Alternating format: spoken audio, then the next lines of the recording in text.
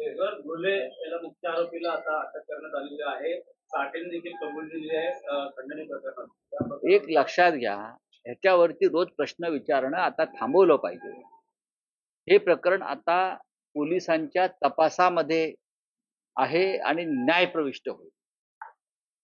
ज्या दिवशी आपल्याला असं वाटेल की पोलिसांचा तपास योग्य दिशेने जात नाही, त्या दिवशी प्रश्न विचारले पाहिजे.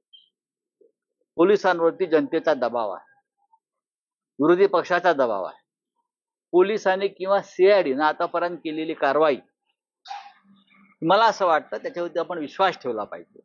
रोज उठून नवा प्रश्न विचारायचा, पोलीस तपासामध्ये बाधा येईल असं आता काही दिवस करू नये. जर प्रकरण आपल्याला हे योग्य दिशेने न्यायचं असेल, गुन्हेगारांना खऱ्या गुन्हेगारांपर्यंत पोहोचायचं असेल, तर मला असं वाटतं की बीडमध्ये आता सुरेश धस पुरेसे आहेत.